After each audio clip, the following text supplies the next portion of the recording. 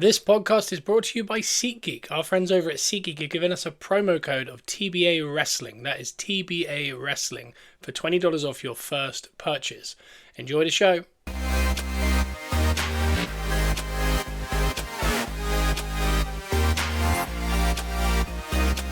Welcome to Gunners Rush Podcast, where we are positively Arsenal. And that we are. Wow. I don't honestly know where to start. That's my first feeling. I haven't overly planned this show.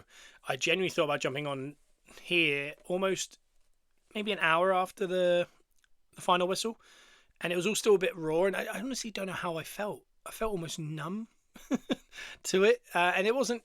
Again, we'll get into it deeply today because I think this episode is pretty much. I'm not even going to try and look forward. I'm not going to look back. I'm just going to look at that match. And what it means. The performance was fine. I thought it was good, and we'll break all that down and what could have been, what wasn't, what was, decisions, all sorts. We'll talk about it all.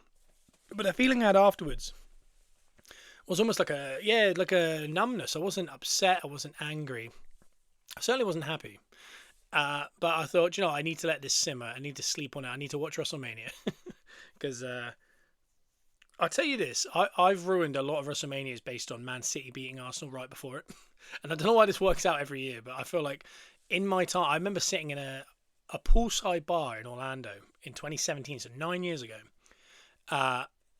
about to get an Uber over to WrestleMania in Orlando.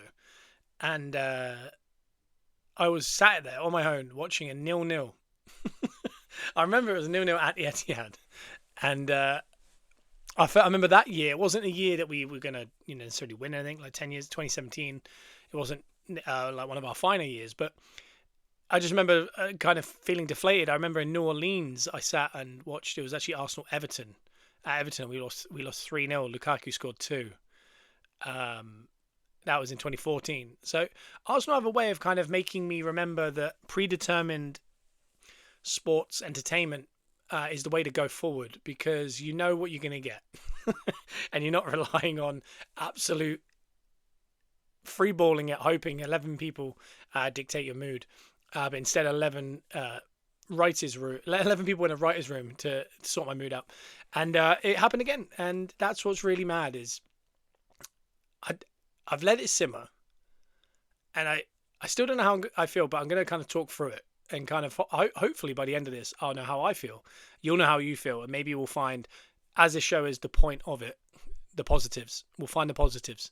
As Declan Rice said, it's not over to our captain, which we could look at as alarming. We could look at as fine. My only issue with it is, and it's as I've said in the interviews in the last few weeks, is the sentiment is it's not over. It's still a long way to go. And we were saying that when we were 9 points clear. And do you know what I mean? Like, that's not the vernacular of a team that are about to win a league because they're already clear.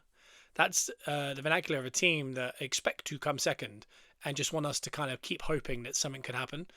And we're officially at that moment where that is where we are. We need to hope for something to happen. It is technically in our hands, but it's going to be tough.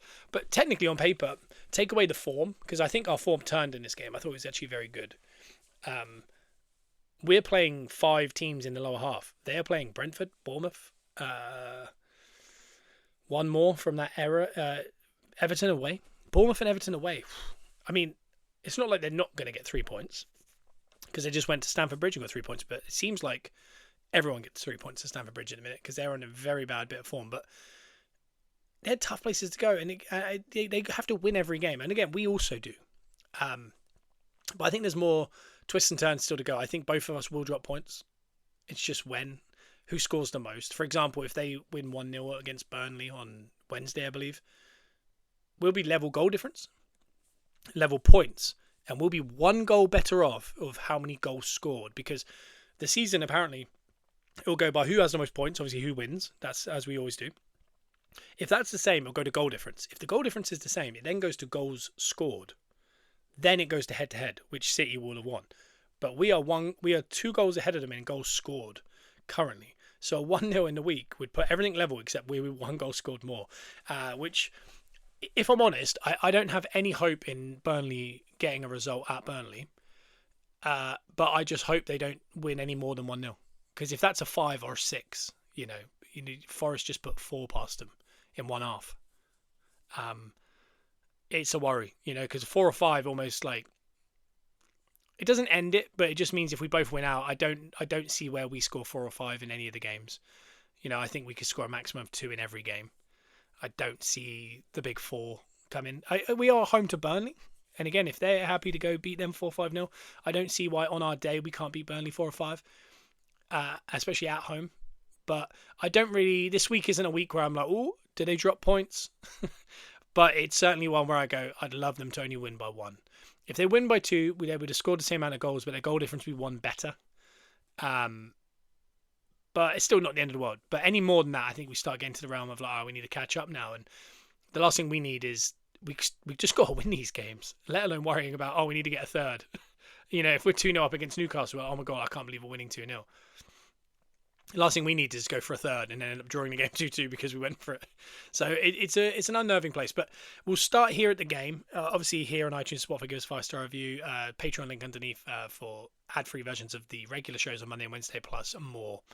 But I saw the lineup, and I must admit I was happy. I predicted the lineup to be, I thought Ben White would come back in. Obviously, Reyes, Saliba, Gabriel. I had Hincapié left back.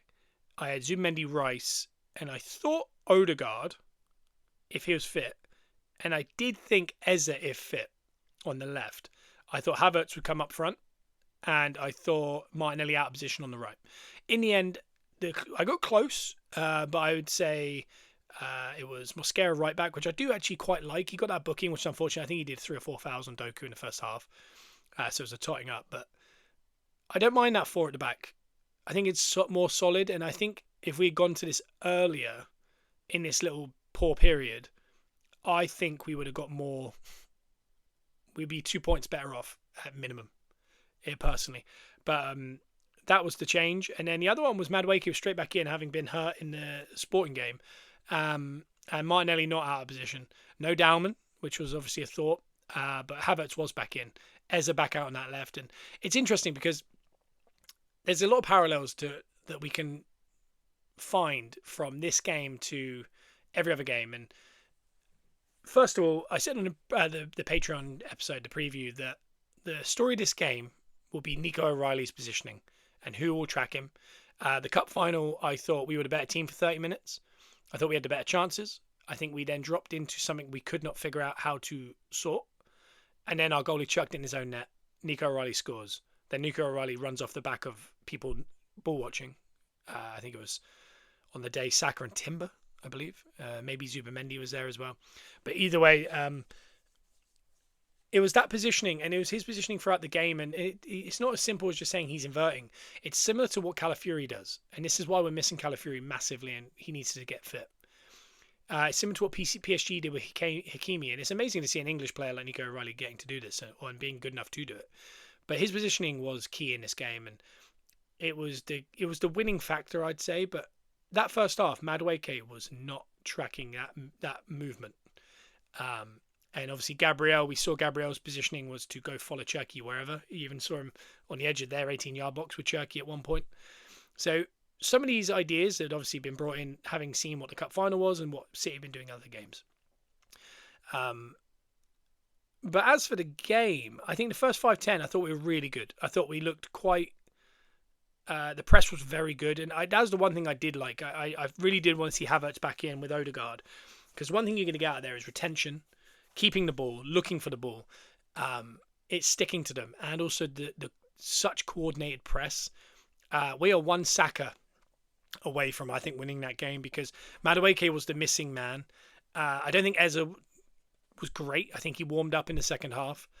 But when he's on that left, he doesn't look right. And I think there is something to it. And again, Martinelli not running with his man. I think our left midfield generally was a big issue in the game. Just going forward and going back and going backwards. When you look at their midfielders, and I think Doku was in the game a lot more than Semenyo. similar to our side, was Madueke's side was in the game a lot more, and you saw it even more later in the game when who came on for Madueke? It was why am I completely blanking out? Who was right midfield after Madueke went off? Because it wasn't Dowman. That is throwing me. I'll figure that out in a moment. It was Martinelli out of position, which is kind of what I predicted in the thing. It's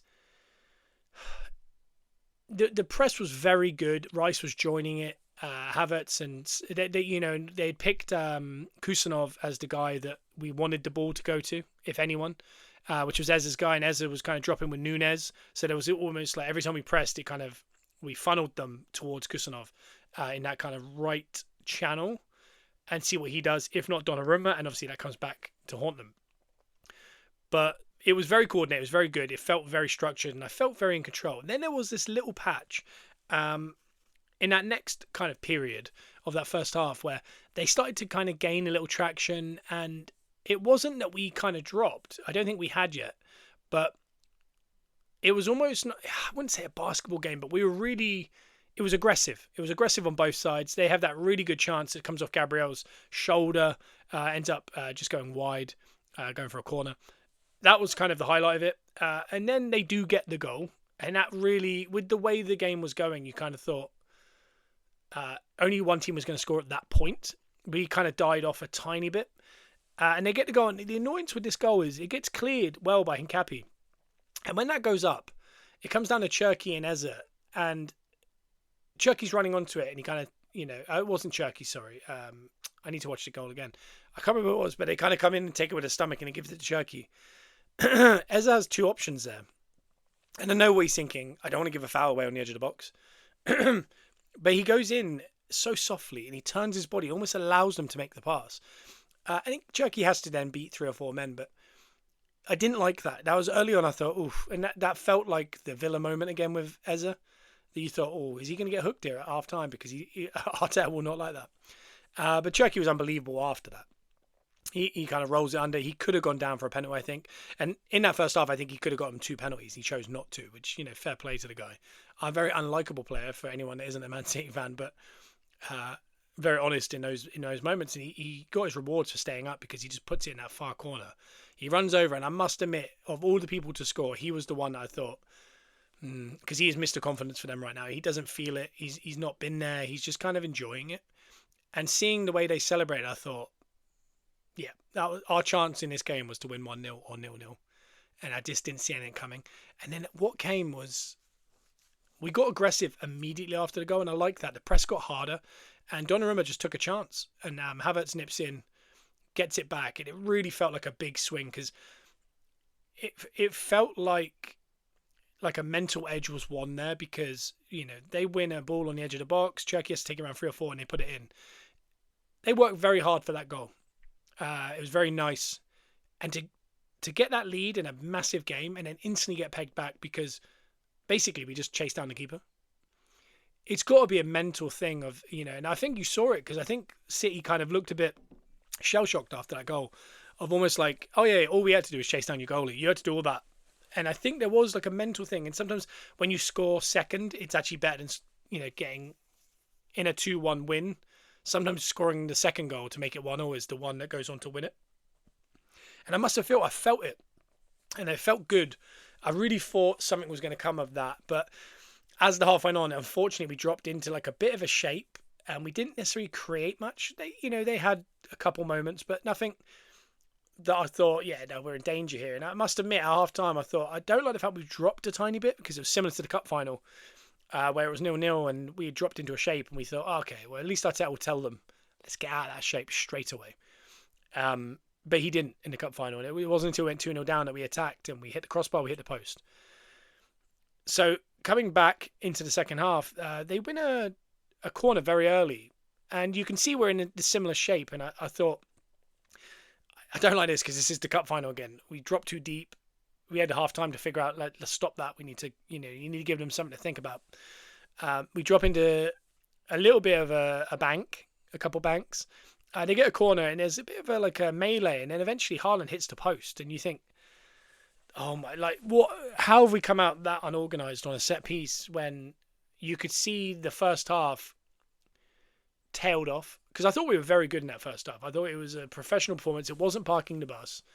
It wasn't negative football. It wasn't looking for a draw. We were going for the win, and we were doing it very well. And we reacted to going 1-0 down. So as a half, I thought it was very good. I just saw the order in which it was going. I thought we're gonna keep tailing, and we're gonna keep spiraling, and it's gonna only go one way. So we need to change it. And in the next 15, 20 minutes, we absorbed some pressure, but nothing of note came in. Nothing that I thought, oh no. I felt like it could only go one way in that 15, 20-minute spell, but there was nothing that I actually saw that I thought, oh God, they're going to score it. I felt quite comfortable. Then out of nothing, because the problem was, the frustration wasn't in that first half. You saw it with Madueke. He kept picking that ball up in that right channel. He had so much space to get to. He just wasn't doing anything with it. And then Martinelli comes on, and and early on, I think we see there's a break on. I think it was, this is one of my first issues. I think it's Trossard comes on that left. And around that time was when we started to really kind of find our footing. He clears it, and he goes through to Havertz, I believe. And he's running with Bernardo Silva. And Bernardo Silva's a yard ahead, but, Havertz is catching up.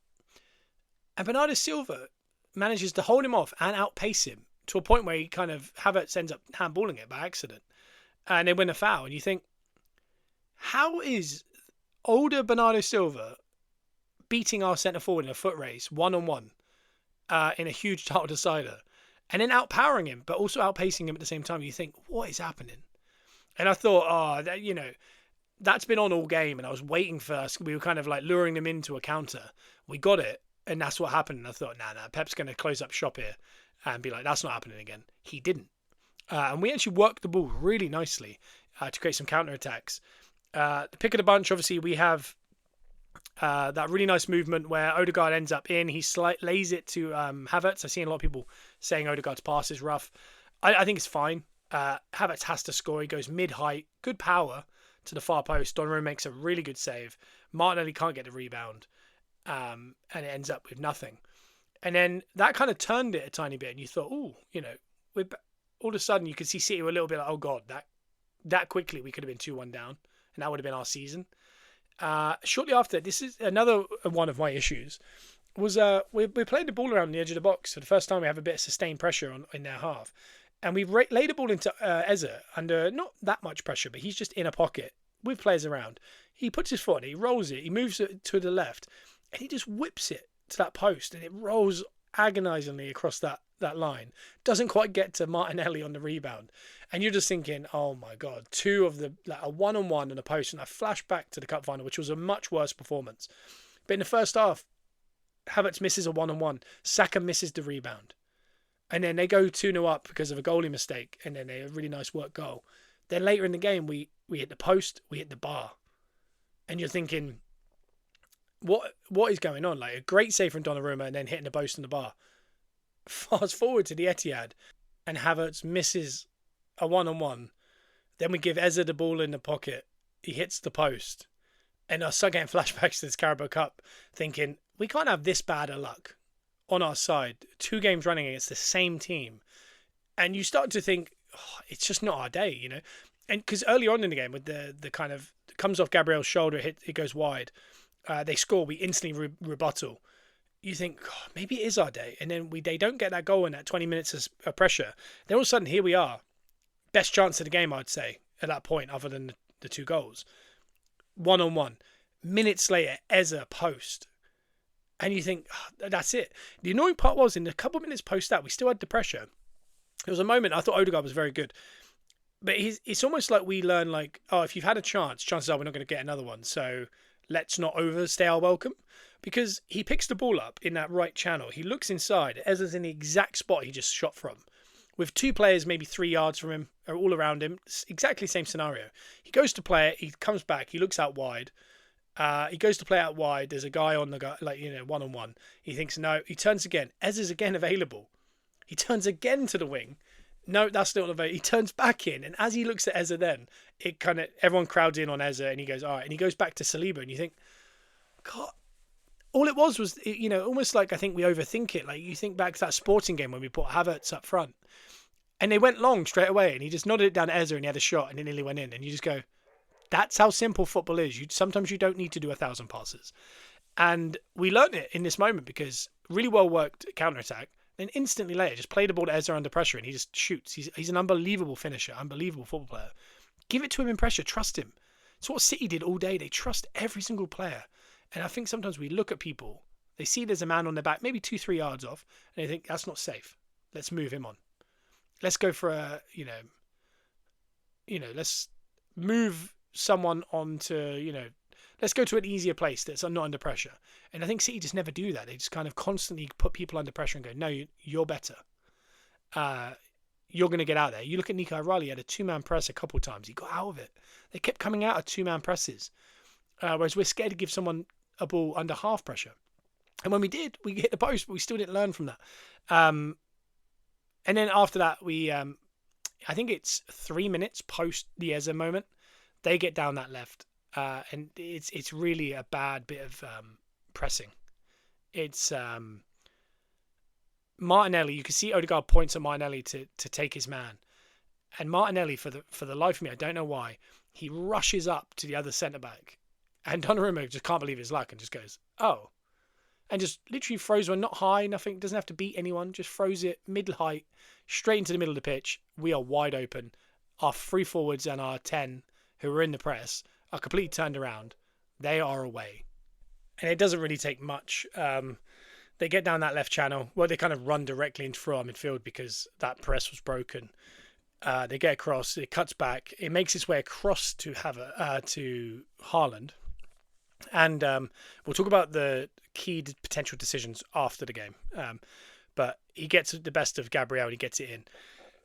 There is definitely something, and Arteta kind of brought it to it, and I'll add to it. He mentioned that on the way through to Haaland, it gets a slight deflection off of us. And without that, it goes to Gabriel. The deflection takes it back towards Haaland. The chance of that happening is just unlucky. But then when I look back a week against Bournemouth, and again, these aren't excuses as to like the exact reason we didn't lose, but these are the fine margins. Fine margins as far as Martinelli not switching off and going to the wrong man on a press. That's tactical margins. There's hitting the post. That's just unlucky. And then there's defensive margins. And I look back to Bournemouth a week ago. They do a horrible cutback. It hits Gabriel. It loops up to the back post where the only way that ball goes in the goal is if it hits Gabriel and it loops over all of our players and lands at Krupi's, like kind of in his little area. That's just unlucky. And then their goal later on with Alex Scott, the ball through to him isn't good. It takes a deflection off of Saliba that knocks it directly into his path even better. So it makes the pass good. Before, it goes behind him and Zubimendi's there. These little deflections are just the fine margins that make you feel like we might be cursed. Shout out Downhausen. But it does. It makes you kind of go, why are these fine margins not falling? You got to make your own luck. You got to make your own fine margins. I totally agree with that. It's not like, the world just doesn't want it. That's not, you create these things.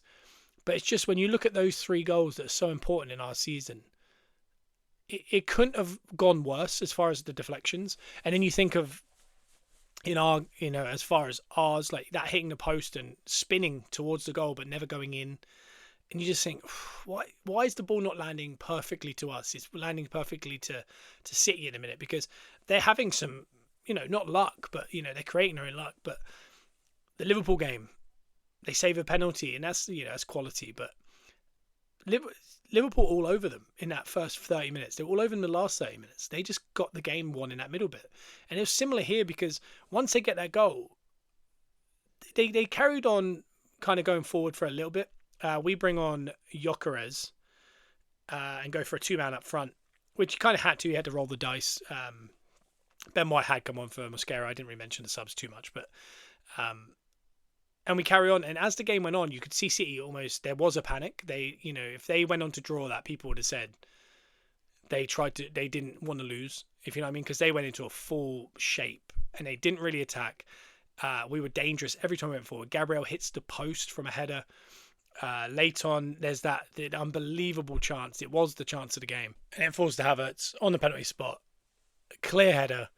Gets a little bit under it and just doesn't put it away. It is just the ultimate chance to win, not win the game, just to draw the game and just suck the mood out of that stadium, because you wait for that moment that you hope it falls, and you hope it falls to the right guy, and you can't help but look that it's so interesting. When Havertz plays, we're a much better football team, but we cannot finish the chances. When Gyökeres plays, we are clearly not as good a football team, but we finish our chances. There's a reason he's the top goal scorer. But it's just so frustrating that they are not one person. If you combine the two of them, you've got an unreal football player. Because the cup final, he misses a one-on-one. He misses a one-on-one here. There's a lot of games that we've experienced now in the last 3 years in run-ins that we can pinpoint where Havertz has missed a gigantic chance that has essentially cost us a league title. This could be another one. And it's not one, it's two. The Eza one isn't so much because it's not a clear chance. He has a one-on-one and a clear header, Havertz. Last week against Bournemouth, he had a uncontested header from 3 yards out. He misses it to take us 1-0 up early on. You kind of start having to look at it and going, we have to do something, because this is when teams don't miss. You have to get it over the line. And you look back at the game, and the game ends, and they've won. Kind of horrible shots afterwards of City nodding and looking at their crowd like, yeah, we've got them. And the reason it hurts is it's true and you can't stop it. We have no say in it. And everyone that is saying, when they were doing the quadruple and they were putting a bottle up for every time we lost one, and you thought, surely we can't lose them all.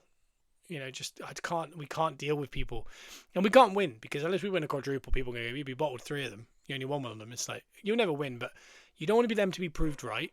And that's what makes it hurt so much. And I think today, I don't think I've spoken as well as I usually would on these pods. I think I'm kind of working through things. I've got like a million thoughts. And I kind of mentioned that I would go through some of the decisions in this game that maybe were good or bad or whatever. Is like, we can, if you go from order of when they happened, in the start of the second half, we are through on goal. Havertz is slid in goal and Kusanov brings him down last man.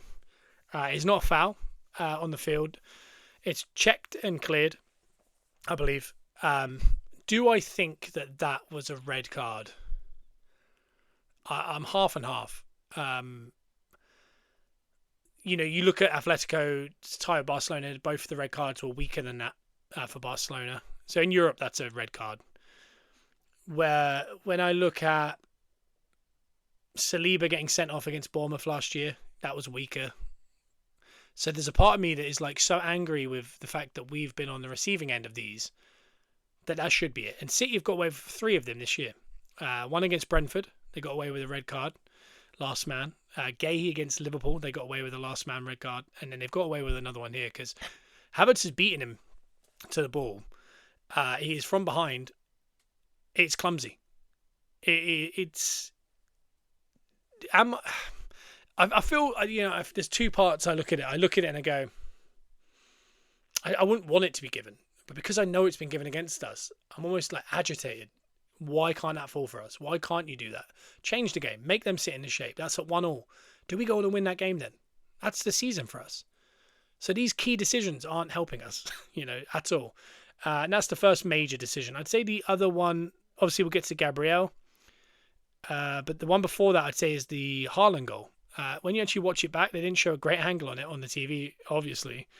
But I've seen the angle, and it's a clear foul on Gabriel. It shouldn't be a goal. It shouldn't be allowed.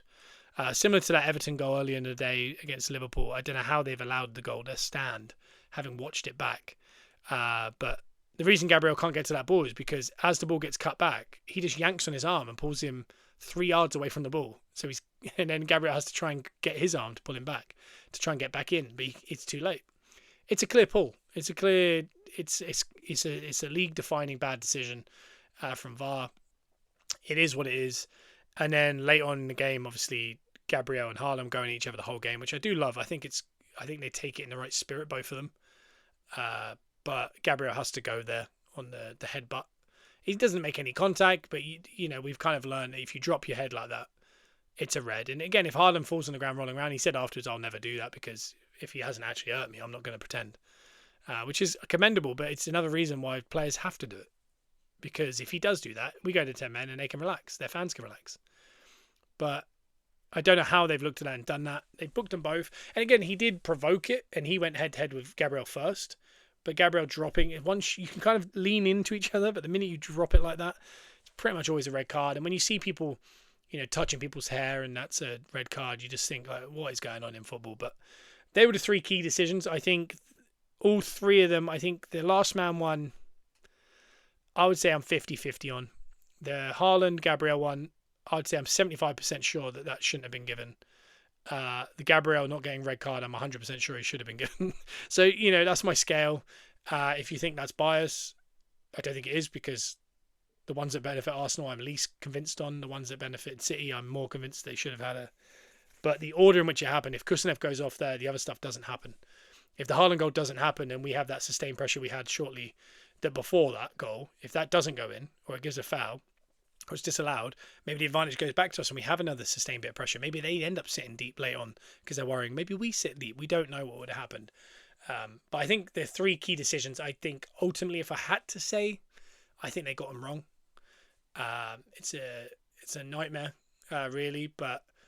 And it's not like the cup final. I think I came on here and made a positive thought process, which was, you can tell City were the better team. I thought we were the better team for 30 minutes, but I think overall they were the much better team. But we were miles better in chance creation. They created 2 chances that day, and one of them was our goalie throwing in his own net. We created 4 chances, 2 one-on-ones, a post and a crossbar. This game, they've got an unbelievable Cherki goal. Haaland hits the post, and then Haaland pulls Gabriel and scores a goal. So 3 very good chances, they score 2 of them. We hit the post, we miss a one-on-one, we hit the post again. And then Havertz's header at the end is just glaring. So, I mean, when you look at key decisions, it's 4-3 to Arsenal. Somehow that leaves us at 2-1. And again, that's been the story of us. And maybe the recruitment's been too heavy on the defensive side, bringing in 6s and 8s and fullbacks and centre-backs and goalies. And yes, we've gone out and bought, but I just don't see why we went out and bought some of the players, the prices we paid. It was almost... I don't think it's a panic. I think a panic is getting Willian or getting Sterling on a loan or those kind of things. I think they wanted Gyökeres. I like Gyökeres. I think he's been brilliant for us this year. Madueke has done an unbelievable job at filling in for Saka, because Saka's not been available a lot this year. And we're in a legit title race still. That says a lot for how good Madueke's been. But I just think there might be some real recruitment needed, because especially the last 2 years, I think of, the misses of that Havertz has done in the run-ins. I think of Champions League last year, Trossard cutting in, Donnarumma making a good save, second leg, Odegaard having a shot down low, another Donnarumma unbelievable save, and then you sit and you watch Morgan Gibbs-White score a hat-trick, and you see some of these other things, and you think of at the Etihad, Forest were 2-1 down, and they had a bit of they had one counter attack and they scored to make it 2-2. We had 3 or 4 chances after we went 2-1 down, and none of our players could finish it, but Morgan Gibbs-White could. And you start to think, yeah, some of these players maybe aren't at the level to win you a league, and I don't think all the City players are. I don't think Doku, I mean, his record speaks for itself. He's a fun player to watch, but he's not doing a lot, Mamouche, not done a lot. Savinho, not done a lot. So recruitment isn't always 100%, but Semenyo is unbelievable. Haaland's unbelievable. Cherki's unbelievable. So we need to get more right than wrong. And I think at the minute, when you look at our core up front, Saka is our guy. Gyökeres is great as a poacher and someone who I think should be in majority games coming on with 20 minutes to go and kind of eating them alive. I think there's a place for Trossard and Martinelli, but I'm starting to think they're not cutthroat enough. You need to go get these guys that are just, you give them half a chance, they're scoring. And we're not getting half chances, we're getting double chances and we're not scoring. So something is wrong, and it's happening in key matches. And like I said, Declan Rice said it. It's not over. as I said at the start, a 1-0 win against Burnley, and it is literally all to play for. And you look at ahead to our fixtures, and do I trust this team to win 5 from 5? No. Do I think we will? No. Is it a chance we could? Yes. Do I then look at City and go, and I've said it on this podcast forever, at some point they're going to just turn a screw and they're not going to draw or lose a game. And then you look back at the Carabao Cup final, they weren't in great form at that point. 2 draws in the league, gone out of the Champions League. Carabao Cup final, they win. They beat Arsenal 2-0. They come back. They beat, was it Chelsea, Liverpool, then Arsenal, conceding 1. They scored 9, I want to say 8 or 9. That's imperious, and they're going to beat Burnley midweek. They're going to go through to the final as of the weekend in the FA Cup. Sometimes you look back at the league titles they've won, they have like 16 games in a row wins to finish seasons. We went toe-to-toe with them a couple of years ago. And again, that year that we did that, where we were unbelievable in the turn of the year and we went toe-to-toe and we lost on a point, there's something very reminiscent about that this year. And we went to the Etihad and got a point that year. And I remember I don't think we did it. Well, we celebrated that like a win because we thought we have them. And we didn't. They never let up. And you just hope it's having the reverse effect where they win that game and they think we've got them, and they haven't. We just go on and win, and they drop points, and they just think, man, they were just perfect at the end there. That's what we have to do, and I just don't know if we could. I don't know if we got it in us. I think seeing Odegaard and Havertz and these guys back is huge, but I can't stress enough the miss of Timber, Calafiori, and Saka for the last 4 or 5 games, or 6 games, where we've won 1 game in the last 6, and we've cost ourselves a lot. We've lost the Carabao Cup final. We went out of the quarterfinals of the FA Cup. We've lost 2 Premier League games back to back. In the last 7 games remaining, you're leading by 9 points. We are now level on points, essentially, having lost 2 back to back. We can't afford to lose back to back games, and what are the chances for City losing back to back games in the last 5? It's pretty much 0. So we have to change that. We've still got obviously so much to be happy and positive about, and that's what I'll bring to is we were good in that game. I think we were worthy of a draw, if not a win. I really do, because it's never easy. We're never going to play them off of the park at the Etihad. It's not what no one does. Liverpool don't play them off the park when they're in a tight title race with them. They win marginally, and we could have easily have won that game 3-1, 3-2, 2-1, with those chances going in, or even drawing it 2-2, and everyone would feel a lot better today.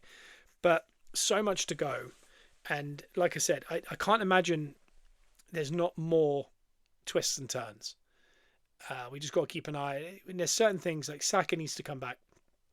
To give you an idea, Saka, Odegaard, and Havertz haven't started a game together since 2024, and that is almost the little trio of people you think of when we were free flowing, and especially that year when we went against City. That was the last time they played together. And we were scoring 5 or 6 goals a game. Rice was crashing the box. Martinelli was in form. And you just think, God, we've missed that for 2 years now. And you need to get those players together. And again, if we can get, if we get some good news, we've got 7 days off now before we play Newcastle. And here's another one: is if they beat Burnley, let's say, we play 2 home games back to back, Newcastle and Fulham, before they play. We play both at the weekend. They come back on the Monday after, because they've got FA Cup this weekend.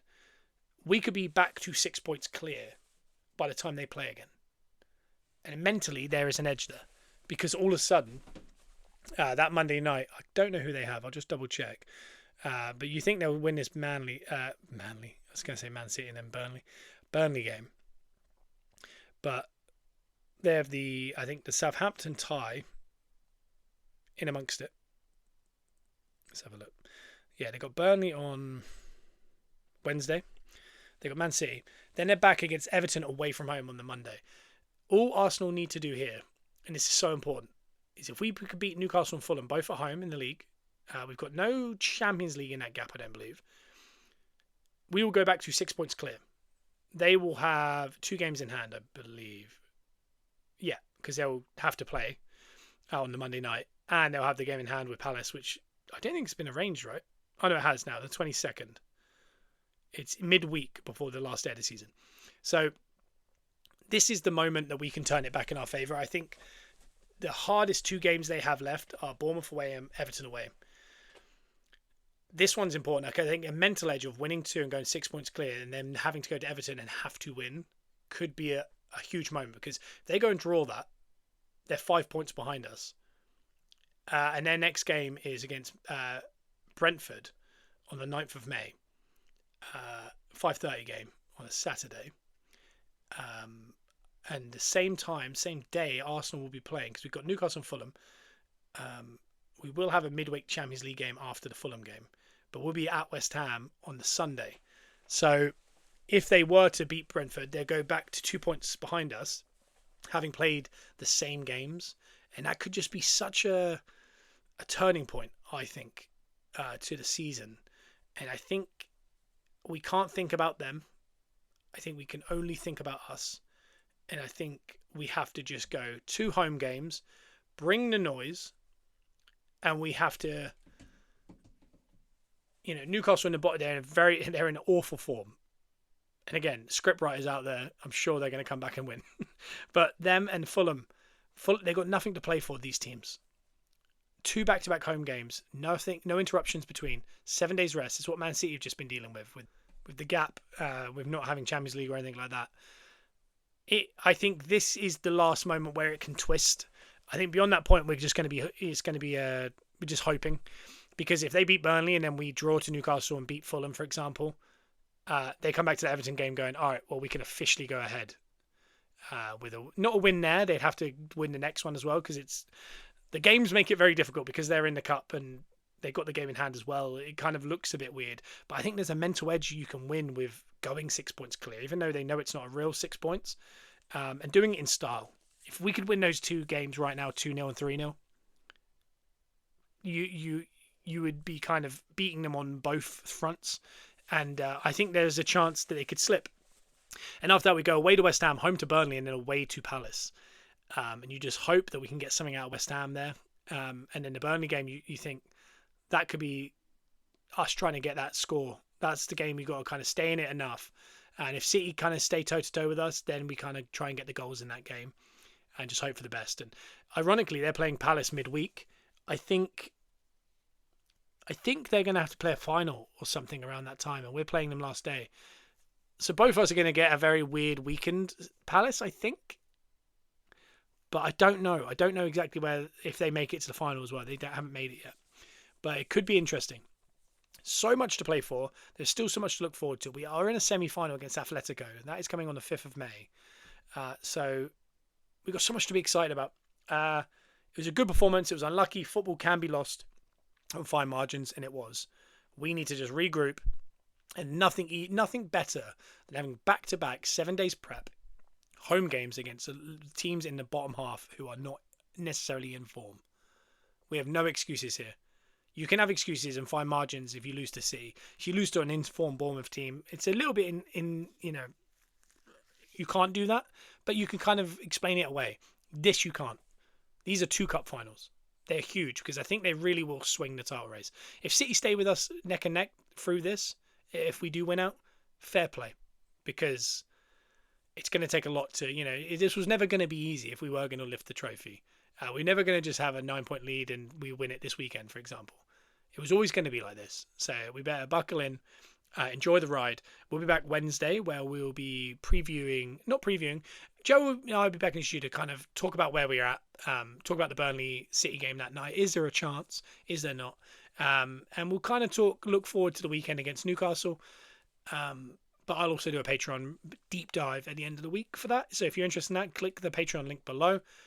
If not, no worries. We'll be back on Wednesday with Joe in the studio. Stay positive, and I'll see you then. Bye-bye.